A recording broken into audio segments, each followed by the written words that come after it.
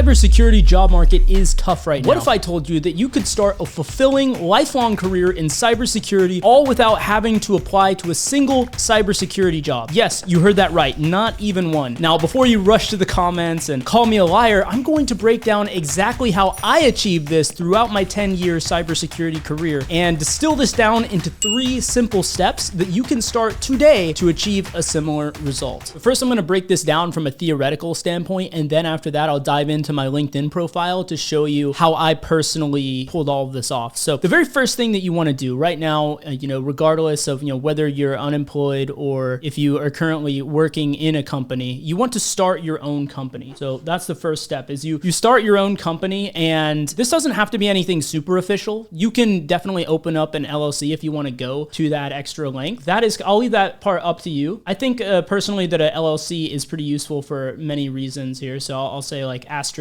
LLC. You start up that company, and this is especially going to be important if you, let's say, have a gap year or something like that, because here's a little insider secret for you, especially in the US, companies absolutely hate when you're not working.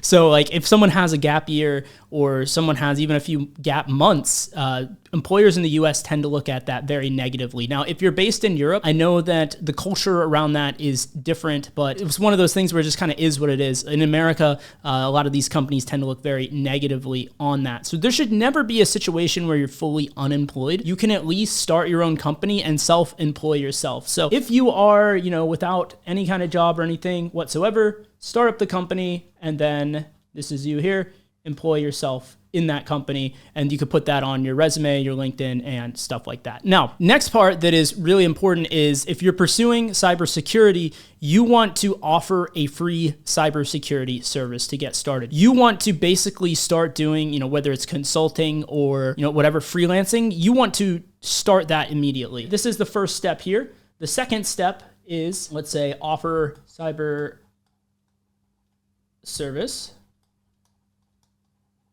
and we'll say free, right? Because you're going to be getting off the ground, so probably you're not going to be able to charge. I mean, if you're able to charge for it and get paid off of that, then congratulations, you're pretty much in cybersecurity at that point. But if you are like many people and you're not able to do that yet, offer up a free service. This is something that I personally did when I was in college learning this stuff, because that was also still the challenge. Even over 10 years ago, this was still the challenge, right? Is how do I get experience without having experience? So I had the idea that, I knew a lot of people that were software developers, people that were building applications and things like that. And so what I did is I went to those people and I offered a free pen testing service to them. And the big mistake that I made, though, was that I didn't do the next step, which is to actually put this on my LinkedIn. After you do this, showcase it. This is really important. Showcase it. So when I say showcase it, put it on your LinkedIn, put it on your website if you have that, website, portfolio, resume, all of that.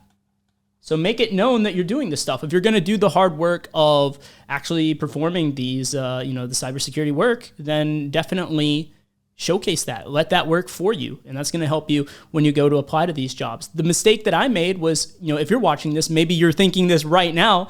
I'm going to call you out if so, but I was there at once as well. If you're thinking, oh, Ryan, that doesn't count because this is not legit because I'm not getting paid for it. If it's a job, it's something you get paid for and I'm not getting paid. So I can't put this on my resume or I can't put this on my LinkedIn or whatever. I used to think that as well, but let me just tell you, perception versus reality, right? I had that perception. And so for many years, when I first got started, I didn't showcase this stuff. I didn't put it on my resume, LinkedIn profile, any of that. Eventually, I started doing it just to see. I was like, let me see what happens if I do this.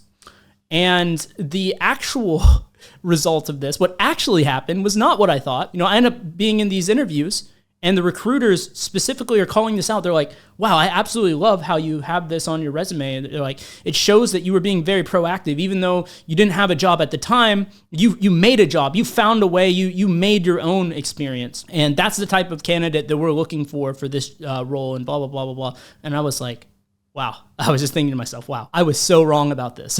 So I'm telling you that if you put this stuff out there, that this is actually going to look very favorably on and it's going to show that you're being very proactive and that you're a go-getter. That's what the companies want, right? So that is going to be a really big part of it. The next thing that you want to do is, we'll call this step 3. You want to optimize your LinkedIn profile. Now, I know a lot of people are negative on LinkedIn lately, and they're saying that, oh yeah, LinkedIn is, it's dying, it's dead, it's not what it used to be for jobs and blah, blah, blah, blah, blah. Let me just tell you that even here in 2025, I have tons of students that are having success off of using this LinkedIn strategy even still. I'm going to pop up on screen right now one of my clients that I worked with recently that was able to land his second job in cybersecurity after I helped them land his first job. From the past 2.5 to 3 months of my job hunt, I've had a lot of round one interviews with recruiters because I've had a lot of recruiters hit me up. Yeah, since he had already had some experience on there on his LinkedIn, he was getting reached out to by recruiters. Actually, the biggest problem he was having is he was getting reached out for so many jobs that he actually was not qualified for, like straight up was not qualified for.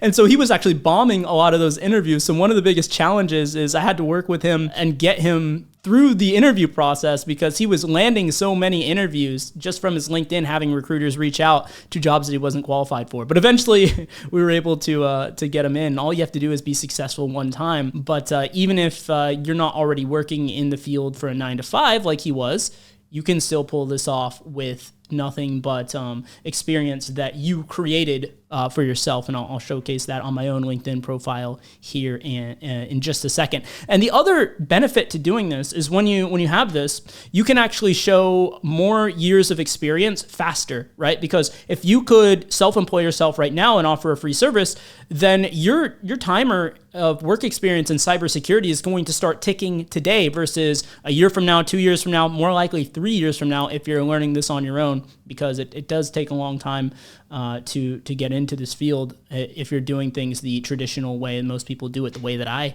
did it when I didn't know any better as well. So I'm here on my own LinkedIn profile, and as you can see here, if I scroll down, that if we look through my years of experience, where I started was information security researcher at Armor Up Security. And this is a company that I started on my own. Actually, I didn't even take out an LLC in order to start this one. This was just something that I created just kind of on my own before I knew anything about any of this stuff. When I got the idea to offer the free pen testing service to developers, this was back when I was in college in 2014. That's when I started it up. As you see here, I ended up starting in IT because, well, I didn't put this on my LinkedIn or resume and stuff in the beginning. If I did, maybe I would have been able to, like so many of my students, start straight up in cybersecurity. So you see, I had to take like a little bit less than 2 years to make that transition over into a security role. This was a pen testing role. I mean, these are all pen testing roles, even though it might not look like it, because unfortunately there's no standardization amongst how they name these roles in many cases. But you could see here, though, the evidence of me starting up my own company in 2014. That way, by the time I got to this Dell role here, this senior pen testing role required 5 years experience, and I was able to meet that marker because I had started this one beforehand. I'd started this ahead of time. And so I actually did have that experience. And it's not like, oh, I conned them or something like that. I was actually doing pen tests, right? I was actually, doing exactly what I would do on the job. I was treating it as serious as I treat the pen tests for the job. Like I was doing a thorough assessment based on OS top 10 and all the guidelines and stuff out there. I was writing up a report. I was sending it to the client. I was doing client debriefs. I was doing all of that. And this was something that I just learned through a bunch of Googling and self-learning that I was doing at the time. And so that way I was able to really kickstart this, but this kind of shows how I put this stuff into practice. And once I got here and landed my first role is when I really started looking to optimize my LinkedIn. That's when I started looking at what other people in my career field were doing and stuff like that, and kind of modeling after them to improve the thing. So one of the things that I did here, because I said in the previous part of this presentation, like, to optimize your LinkedIn, but let's kind of break that down. What does that actually mean? Well, the first way is you just want a clean profile overall. So you want to have like a professional photo with a white background, have you wearing something nice,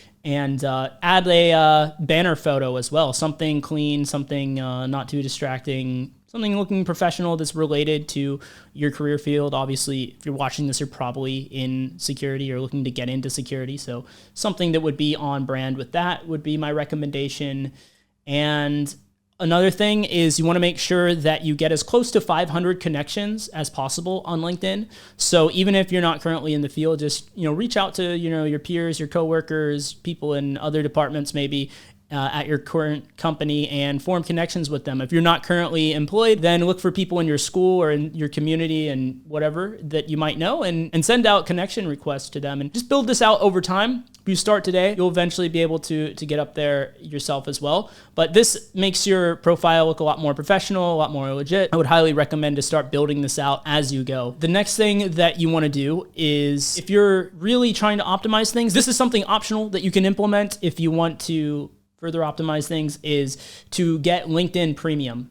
Because with Premium, what I personally noticed is it definitely gives you some kind of algorithmic boost when these recruiters are actually going through and searching. And so I noticed immediately whenever I had LinkedIn Premium that I would get a lot more reach outs by recruiters and things like that. So that's one of the things that can help a lot. Now, one of the things that I've heard recommended that I haven't really tested too much myself is that if you're posting regularly on LinkedIn, like value posts and stuff, like maybe take a blog post that you would normally put on your portfolio site and start posting it out on LinkedIn, that can help as well. Again, not something I personally have done, but I would say if you're going to post it on your blog and on Twitter and stuff, why not, post it on LinkedIn as well if it's relevant to the job. And so that's another optional thing that can help you. Another optional thing is to move to a city where there's a lot of tech jobs. I think especially right now with the return to office that we're seeing, at least in the US, as far as jobs go, that if you're in a city like Austin, Texas, or if you're in a city like, what's another one, anywhere like the Bay Area or something like that, where there's a lot of tech jobs, you're going to get more reach outs. And I've split tested it. Obviously, I'm living here in Bangkok, Thailand, but when I changed my location to Bangkok, I noticed that I wasn't getting reached out to nearly as much. The reason I have it set to Austin now is I've been reaching out to people over LinkedIn, and for my Sales Navigator account, I needed to put it in the US, or there was like some weird issue with my billing. So I switched back to the US. But I will tell you that doing my split testing, I'm getting a lot more reach outs now than when I put my location as Bangkok. So keep that in mind. If you're in a small city, even in the US, right? Like a place that's like, my hometown in Tennessee, super small place. If I had that as my location, then I would see a lot less reach outs for sure. So that's definitely one thing to keep in mind. Consider moving if you really want to optimize for reach outs and things like that to one of these cities. You could always split test it too, just by changing your city to like Austin or something and seeing what the difference is. But that's another thing that I would recommend to at least look into. Now, if you'd like some help implementing this and really optimizing your path to get into cybersecurity, and you'd like to work with me, then go down below and fill out a brief survey and I will get you on the path. So as you can see, I've never applied to a single cybersecurity job in my entire 10-year career, and I'd never had to. When I got that first job, when I made the lateral movement in GM, that was through networking. They saw I had the cybersecurity background through starting up that company, and that's what gave me that opportunity in the first place. And then when I made the next jump over to that government contracting position, I got that by just responding to a recruiter that reached out to me on LinkedIn. And when I got that senior role at Dell, same thing. It was a LinkedIn recruiter just reaching out to me. This is a process that is not the easiest thing to repeat. It can take some time, and there's definitely some element of randomness to it. The longer you can show experience in cyber, though, the more reach outs you're going to have, especially if you're in one of those densely populated cities when it comes to cybersecurity jobs. If I'm being honest, I wouldn't rely on this as your only strategy. I think it's still a very good idea to apply to jobs 100%. So use this in conjunction with applying would be my highest recommendation if you really want to optimize things, but it is entirely possible to go through this entire process and start and have a fulfilling cybersecurity career without having to apply to any jobs at any point. That's one thing to keep in mind. So like I said, it can take quite a bit of time. So if you would like my help on this, go down below and I'll see you on the other side.